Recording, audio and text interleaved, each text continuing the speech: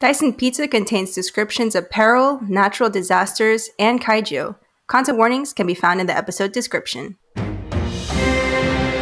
Hello, wayward listeners. Welcome back to Dyson Pizza, a quest show that follows Zaba, Driftwood, and Ernie, a ragtag band of strangers who are chasing after Tang Kai, an ancient dragon bent on bringing back the 100 years of sun to the world of Mirios.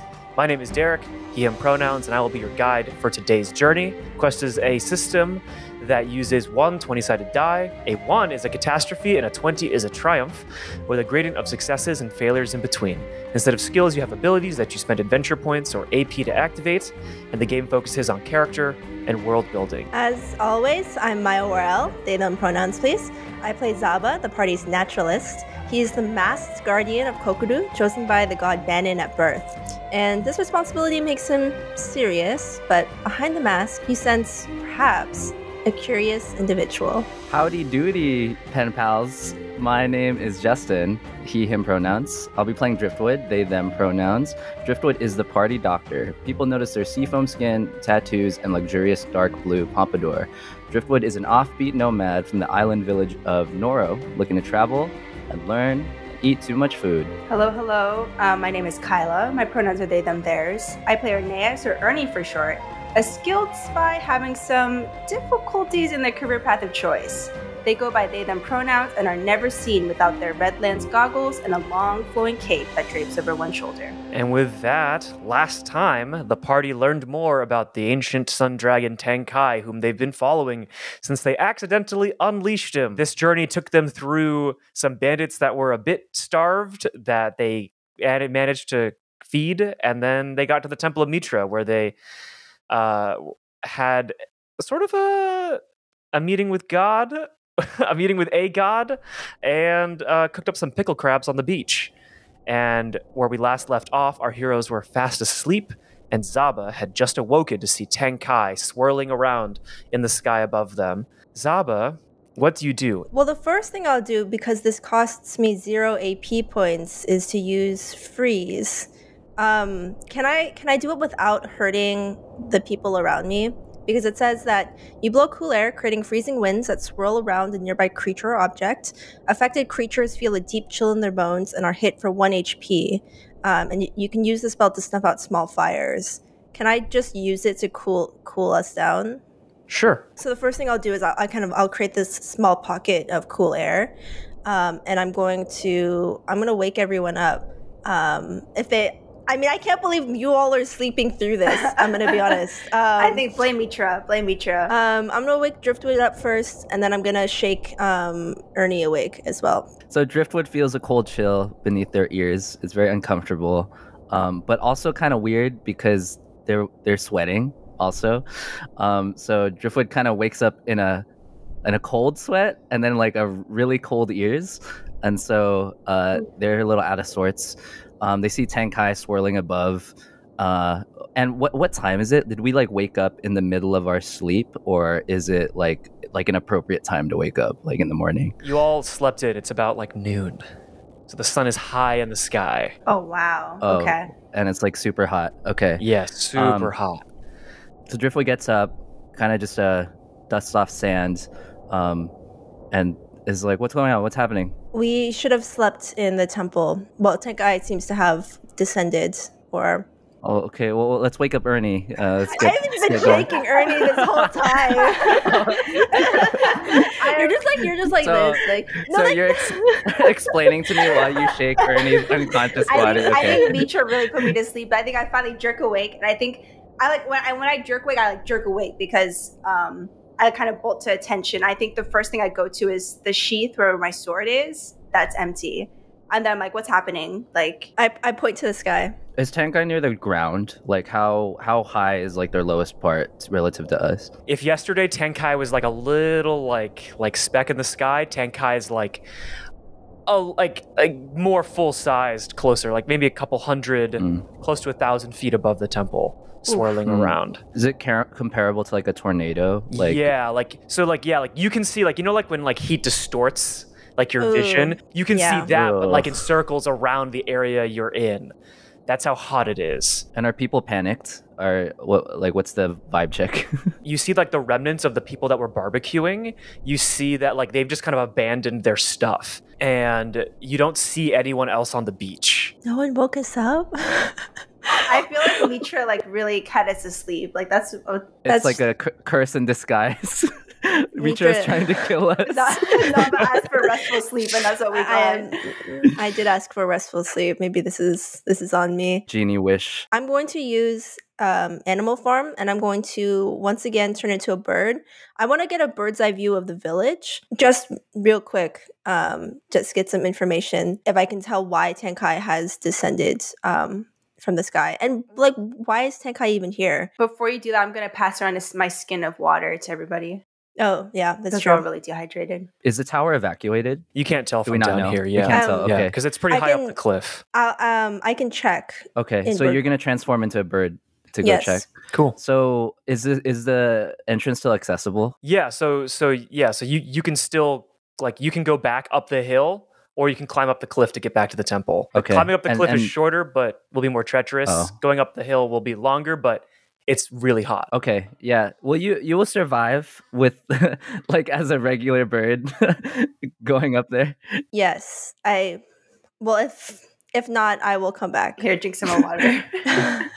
Okay, so here I have so it's dangerous, right? This poses a threat to people because it's hotter. Yeah, like it's so hot that like you're starting like you can kind of feel the sort of like plant life, Zaba and Driftwood. You can kind of feel it waning as like this sort of like the moisture is being sucked out of like the plants around here. Okay, last question regarding a plan that I have. So the pots and the pans, are they still like on the beach that like the people who cook left behind? Okay, Driftwood grabs someone like the big walks as kind of a protective shield. Oh man, metal gets hot, right? Okay, too late. I already grabbed them. Yeah. So I mean, there have to be pot holders, right? There have to be pot holders, or do you get... You grab the wooden handle after remembering that metal pots get hot. Driftwood, as just protection, I think Driftwood takes a big walk and kind of beckons to Ernie to let's go check the tower. Let's make sure everyone is safe. Okay. I'm also gonna grab like a pan and like a tongs or something, because at the very least we can make a distraction or something. Is this like a heavy cast iron? Probably, yeah. Oh shoot! I mean, there are knives around here, Ernie. Like there are cooking knives. Oh, are there knives? Yeah, there's knives all over the floor, and you grab tongs. Okay, I grab tongs. I think there's like it's very. The rest of you can see that there's knives everywhere, but Ernie does not notice them. Like, and then after looking around a little bit, they notice that there are knives, and they pick one up. So they're holding like a big, like they're holding like a big, like something like a big knife or something used to like cut. I don't know, trim. Yeah, like a butcher's one of those knife. Square ones. Yeah. Well, no, actually, I think it's something that you would like use to like hack down. That you can also use to like hack down, more like a machete, I guess. But okay, yeah. The Square ones are so cool. Okay. Ernie ignores you. I didn't say that. Yeah, you find like a machete used for opening coconuts. Yeah, that's what I was thinking. Exactly. There you go. Yeah, you find something like that. So I go and run, take the lead and run into the tower and try to go search for folks from the bottom up. Okay. I've turned into a bird and gone up. Okay. And I will note actually, if I lose all my hit points, I transform back and I regain the hit points I had before I transformed. So while midair. Yes. Okay. Okay. So to clarify, Zaba, you're transforming into a bird and flying up to get a bird's eye view. Yes. And Driftwood and Ernie, you two are going up the pathway back to the temple. Yeah, I follow Driftwood. Everybody take 2 points of damage as you endure in the heat and the sun. Okay. Oh my god! I'm probably like sunburns. Yeah, I would say it's a pretty bad sunburn. We'll start with Zaba. Zaba, you transform into a bird and you begin to fly up and up and up, and it's very hot. And you manage to get pretty high up, like you could almost like you're now in between Tang Kai and the temple, and you're able to see like the village. And you see that the village looks mostly deserted, and you see that most people have gathered under the roof of the temple. Oh, does it look like the temple is providing any kind of reprieve, or is it too? I can't tell that. You'd have to get in closer, but you can tell that they're like pretty much everyone in the surrounding village parts, even some. You're able to even see some of the people from the beach, from the barbecue, like they've come up here too. And you see the elder that you took that you all talked to. Her name is Laura. They're over there, sitting, just sort of standing, staring out at the ocean still. Are they trapped? They're not trapped. They're more just kind of like waiting and kind of like gathering people. Like you see some of the other monks kind of like passing out water and food and like just making and checking people to make sure that they're not like too badly burned. But you are noticing though that the land surrounding the temple is becoming like starting to become like scorched. Like there's parts of it that are starting to like die. Like it was like the greenery around here is more yellowed. If I'm up here, can I get any other read on Tang Kai? I mean, Tang Kai's face is always like contorted. From the last time you were flying up this high close to Tang Kai, his face seemed pretty contorted, pretty angry, filled with vengeance, and he still has the same face. Sort of, the brows are, angled down, and his mane is kind of like flowing.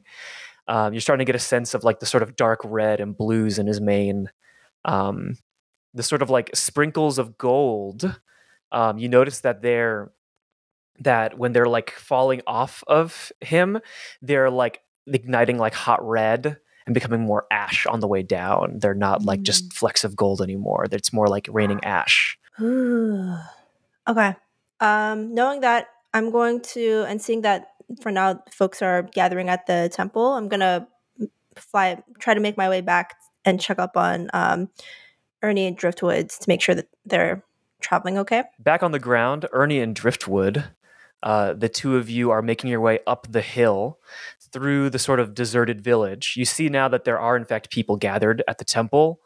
The both of you are noticing that things are sort of drying out. Things are starting to become scorched. Like there was a well nearby. The well doesn't look like it has any water in it anymore. But you two make it to the temple, a bit burned, but in one piece. Just as Zaba, you like fly down and land on like sort of that overlook on the cliff, and you transform back into a human at that point. The villagers are all very panicked, and people look very frightened. Beery and Graham are here, along with his adopted siblings. They're all sort of gathered. The kids are not play sword fighting anymore. They're all just kind of nervous, clutching brooms, unsure of what's going to happen. Who's the person who's in charge? Who seems to be like delegating the evacuation? Does it seem like there's someone leading that? You notice that occasionally, like the monks will come up to Laura and they'll talk to them about like. And they'll ask like, oh, what should we do here? What should we do there? And, they'll whisper something, and then the monk will go off and go do the thing. Zaba's going to go up to Laura, and I'm going to ask, has everyone been evacuated from the village? We think so. Driftwood asks, what is to become of the temple? What is this temple being abandoned? Laura looks at you and just smiles and says, Mitra will protect us.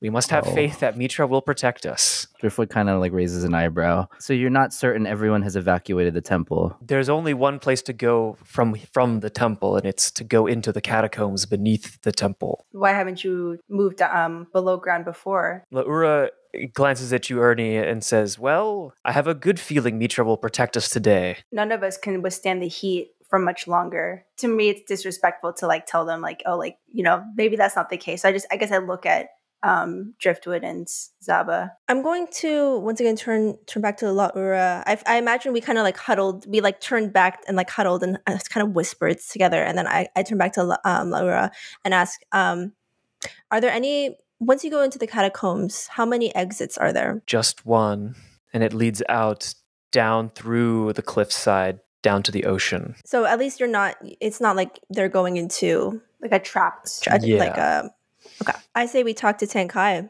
The proximity of these very vulnerable folks next to, a negotiation with a god makes me a little weary.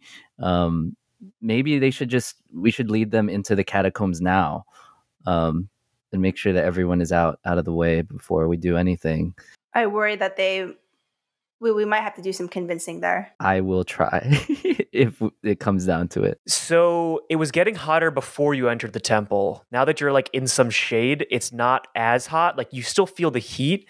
It still like sticks to you, but it's not like completely unbearable like it was outside. There's a slight rumble and dust kind of falls from the ceiling. I guess I'm going to approach Laura. I don't know if Drift of you want to join me.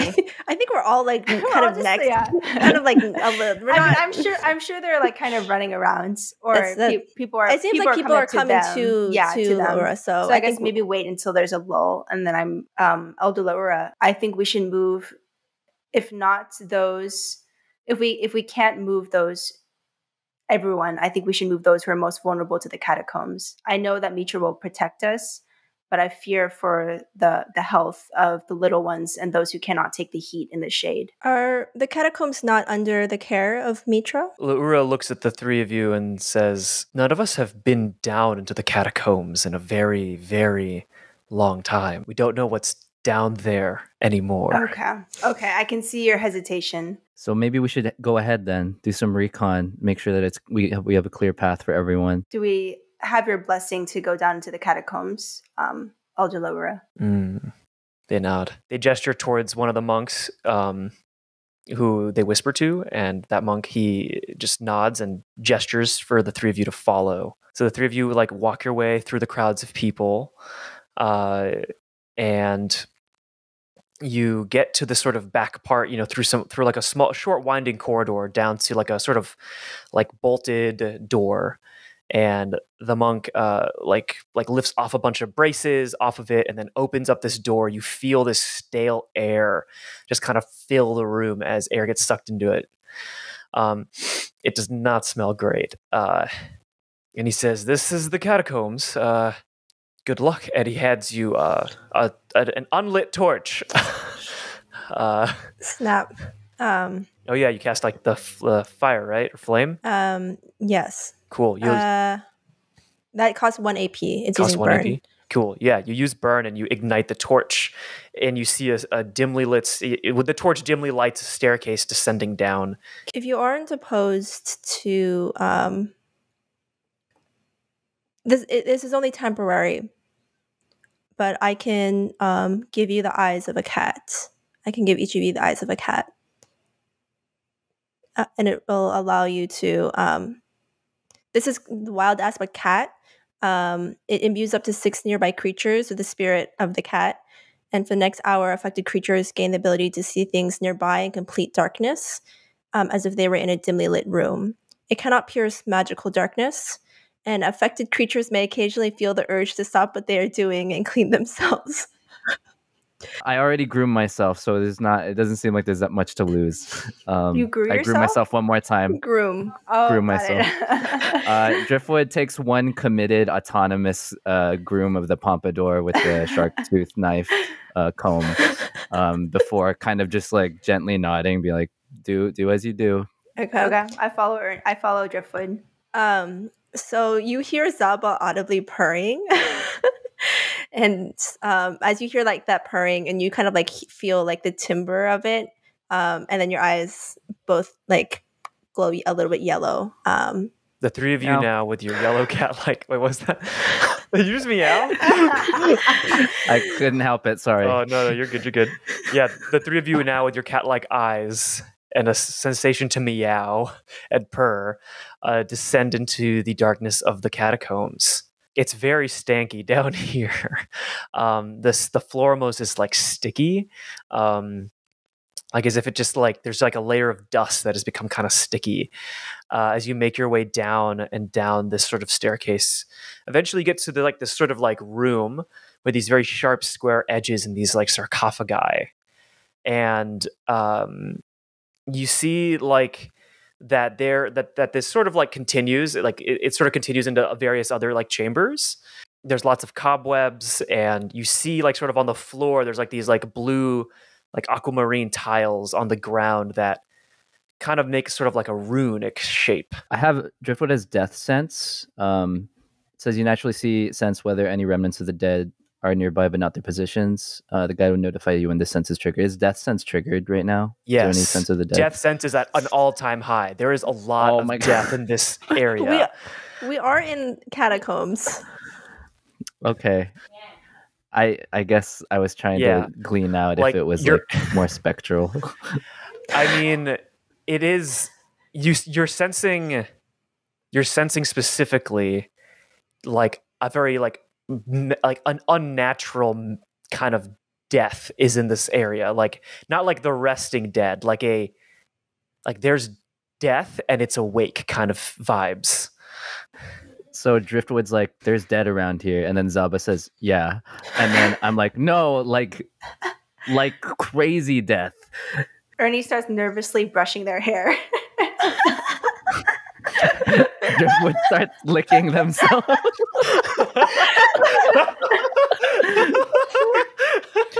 This is a scary place. Meow.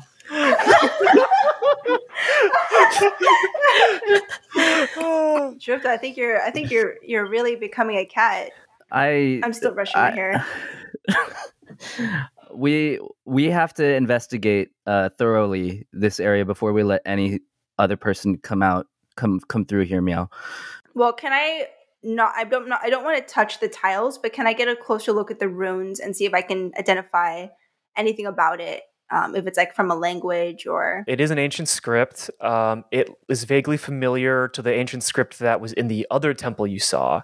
Okay. Which you would remember Driftwood had mentioned it was the Bayali dialect. And there's a couple of runes that make out a certain character. You do feel, Ernie, like you're not probably the most tuned in to magic, but like as you like sort of like, you know, like kind of look and get a little closer, you do feel a sort of like vibrating energy from these runes that, like, you know, the tracker in you is like, this could be bad. This could be bad if this could be bad. You don't quite know how to solve it, but you get a sense that could be bad. It seems like there's some really ancient stuff going on. You don't say. I don't know about you both, but I don't think we should get close to these runes until we can figure out a little more information, or if we're prepared for the consequences. As far as I'm concerned, Meow, there are only two options here. We have to clear this place entirely and be confident we can proceed, or we need a plan B, Meow. Driftwood, are you able to read what this rune says? Okay, Driftwood approaches. Is there any discerning... that Driftwood specifically can get? Yeah, so your Bayali's a bit rusty, as we've discussed, but you are able to sort of discern that this is a warning to those who disturb the dead. And it's a warning not to disturb the dead. There is a strong sense of magic emanating from this, almost like a trigger of sorts. Okay, so is there a sense that there... Like, I know it's catacombs and there's probably multiple, but is it obvious that this could be just one like force of dead, or is it definitely like a bunch of like dead things down here? Your death sense tells you it's going to be a variety of dead things down here. And the rune has some magical spiritual property to it. Yes. While Driftwood is investigating, can I see the exit to the ocean? No. You see that the hallway continues and that it continues into other chambers going deeper into the underground, but you do not see the exit to the ocean. And this rune blocks our way. Yeah, the rune blocks the way. Here's my plan. I have relieve. It says you say something comforting to a nearby creature, alleviating them anxiety, pain, and discomfort for 1 hour. In this state, the creature cannot be affected by fear or confusion. For a brief time, they feel better than they have ever felt before. And I also have commune with the dead, which I used prior to when we released Tang Kai. And I was wondering, like, if I could cast relieve on the rune and speak to it and allow passage for that hour so that we can get all of the villagers through the catacombs. Oh, interesting. Go ahead and describe to me how you just like set your hand on the rune and cast relieve. Yeah. So I'm kind of like trying to combine the powers. And so Driftwood attempts to close eyes, says a short prayer for Mitra, and lays their hand onto the rune, takes a deep breath, and releases a calming energy and force through them into the runes, and tries to communicate a message for a safe passageway. You set your hand down and you cast that after saying your prayer. And when you open your eyes, you are sort of pulled into like a black, empty space within your mind as you commune with the dead. Things kind of like fade in, like ethereally, like you see like how this place probably looked like 1,000 years ago. And you see various other monks wearing long flowing robes and sort of people being like, laid to rest down here. And these sort of ethereal figures kind of like turn and like look at you as you make your case. Go ahead and roll me a 20-sided die. 16. 16. All right, that is a success. You accomplish what you are trying to do. The ethereal spirits like look at you, and you notice like that like one of your like tattoos is like glowing, and they like gesture to you. They like shake your hand and they nod, and while they have not said anything, they know that deep down, they know that you too are a follower of Mitra and that they will listen and that they will allow passage. Zaba and Ernie, you two have noticed that like the rune has started to glow like a faint blue magic. And the instant sort of like that Driftwood kind of like starts to move again, the magic dissipates and like kind of fades away. And Zaba, you no longer feel a sense of magic permeating, at least for now, in this area. And Driftwood, your death sense has stopped. If I can embellish, I imagine that the magic like recedes like the tides, so you can feel like there's that feeling of it'll return soon, but not now. So this is low tide right now. Yeah, it's low tide. So Driftwood comes to and is like, yeah. Were you okay, Driftwood? You were really going at it for a second there. Could you repeat what you just said? Yeah. So the time is of the essence. The spirits of Mitra that have been laid to rest down here have offered safe passageway, but we have limited time.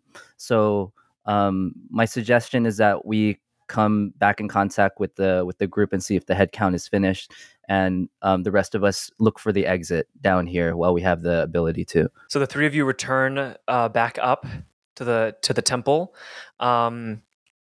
It seems that the monks have finished their head count and everyone is accounted for. No one was left behind.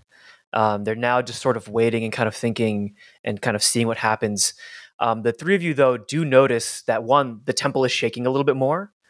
There's more dust falling, and you hear sort of the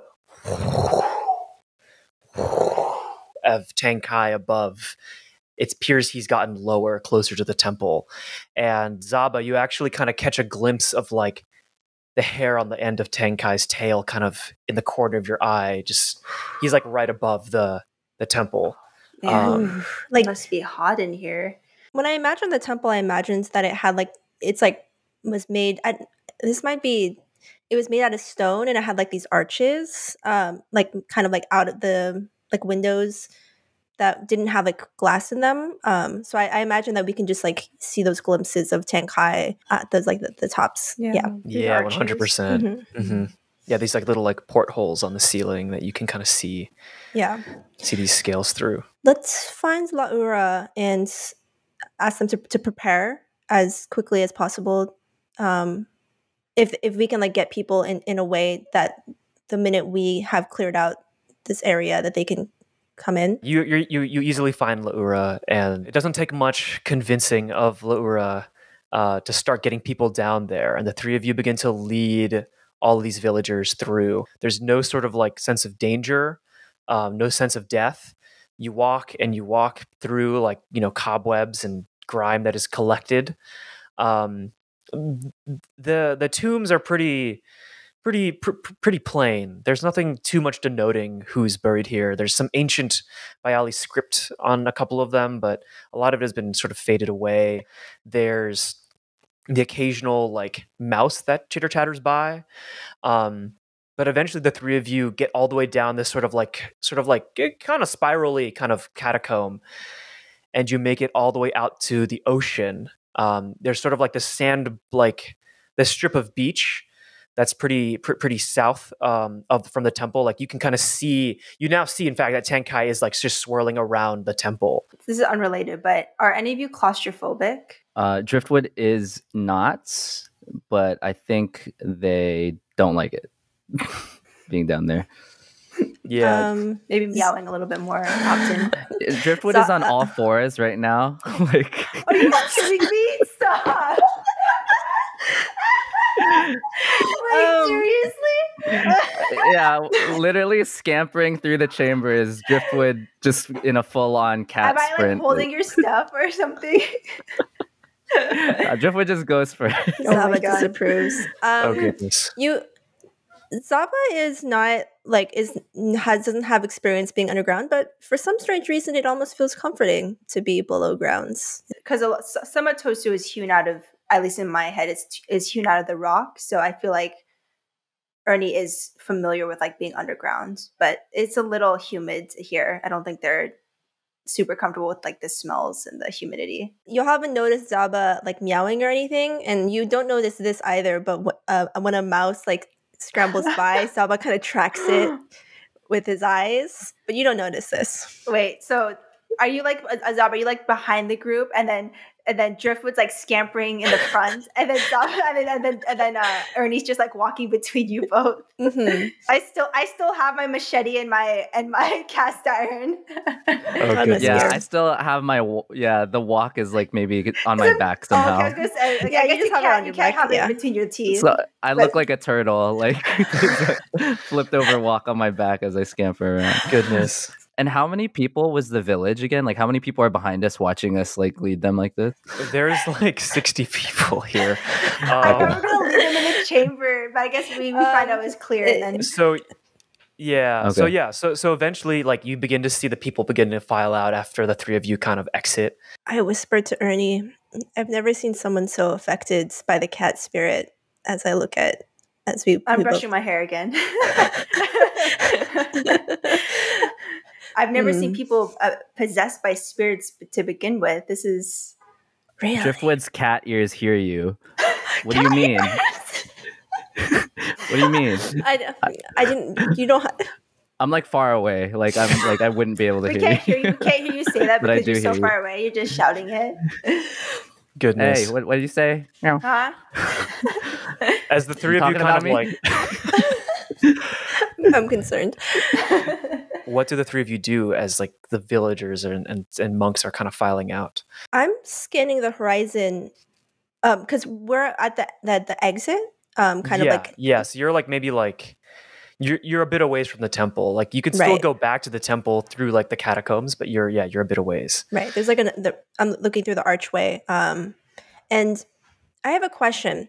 Is this heat affecting the ocean? Like, because I would imagine that with this amount of heat and the evaporation, it's going to cause like some storms on the ocean. I mean, right as you think that, you do hear like a rumble of thunder in the distance across the sea. I would still like to speak to Tang Kai. You're gonna go back. I would go back. I wouldn't mind going back, but I want to ask Laura what happens after evacuation. Is there a plan for them to go? They are now refugees of where they used to live. Are they planning on returning? I want to know that. So Driftwood tries to go and locate Laura, to see what the next steps are. Yeah. So Driftwood, you approach Laura, who takes a seat on a rock and takes a sip of water. Have you ever had to evacuate the temple before? Only when there's been a storm, but even then, it was just we move a bit more inland, or we stay inside the temple, and Mitra protects us. This is something we haven't had to see before, really. We have a plan to go and scout back at the temple and speak to Tang Kai, the dragon. And so we can't guarantee that the temple will still be intact when we're back. Does Laura respond at all to Driftwood name dropping Tang Kai? Laura had, like a shadow had kind of come over their face. When you mentioned that the three of you were going to go back to talk to Tang Kai, and they actually like pull you in a little closer, Driftwood, and they say, "Be careful, do not fall for his tricks." I side eye Ernie and Zaba, like, don't fall for the tricks, huh? Okay. I guess I try to communicate that that they should start camp out in the beach just in case it takes longer than expected. You've noticed that some of the monks have already started creating like shade for some of the more elderly folks and some of the kids, so they're already starting to figure something out. Okay, and then that's when I remember I have the walk, and I was like, if you need to cook, I like drop it off, and we have this. We're able to take this through, and so hopefully you're able to start some meal tonight that's of comfort. The three of you are sort of back at the entrance to the catacombs.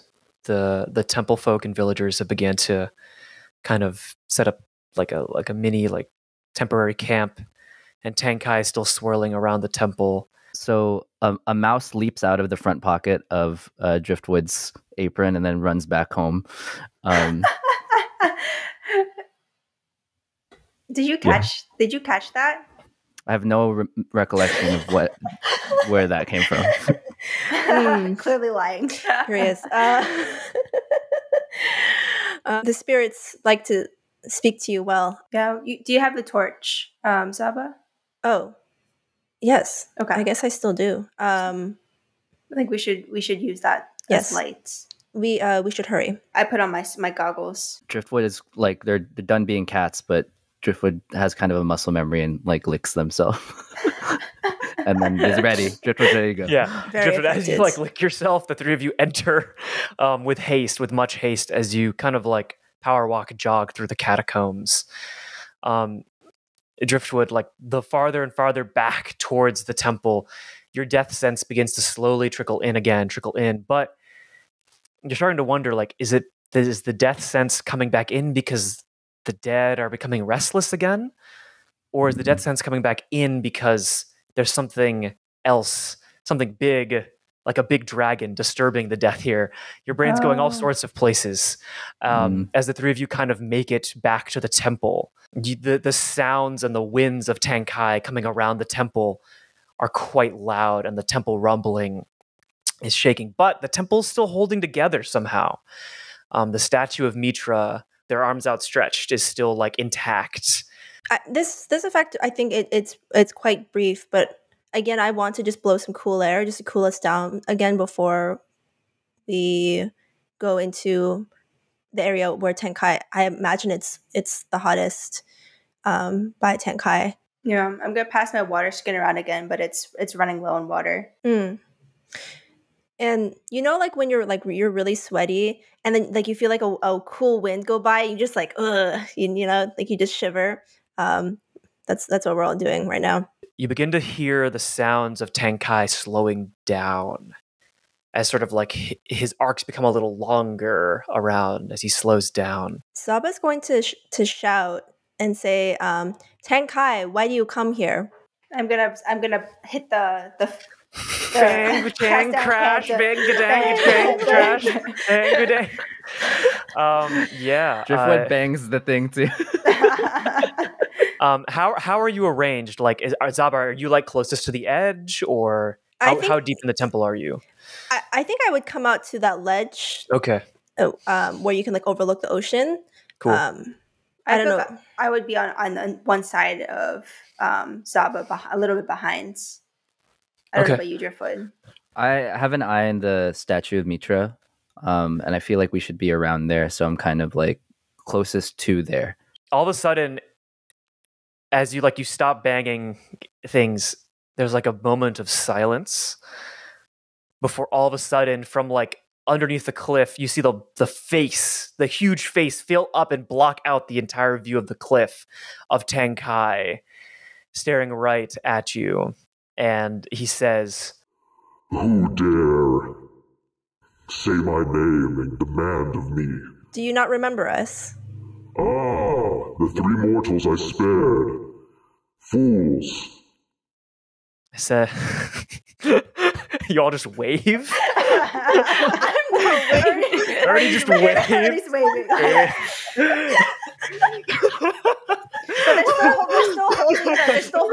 They're still holding the cast iron pan, so it's like they're waving with the cast iron pan. I can't see this because I'm staring straight at.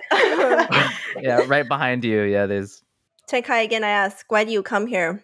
I'm here to say hi to an old friend. And he begins to inhale. And I knew it. All right. I knew it. This is He begins to exhale. an old fling that went bad. I'm gonna grab Zaba and run towards Driftwood, towards the statue of Mitra, but I don't know if we should stay there. I think we should just keep on running. Ernie, roll me a 20-sided die. Woo! Oh, it's a 17. Okay. Okay, that's a success. You manage to grab Zaba as blue flame emerges from Tang Kai's mouth and nostrils through the temple. And you manage to grab Driftwood as well as you kind of duck behind the statue of Mitra. And you notice that there is, in fact, a sheening blue sort of like barrier around the statue that protects the three of you. Okay, cool. As flames shoot through the entirety of the temple and eviscerate everything in the area. Like, you just are surrounded by blue flames. Jesus Christ. It is so loud, you just hear the streams of fire. It's like the screams of 1,000 people as flames just eviscerate everything. And slowly, bit by bit, you begin to hear cracks in the temple. And all of a sudden, the ceiling just crumbles.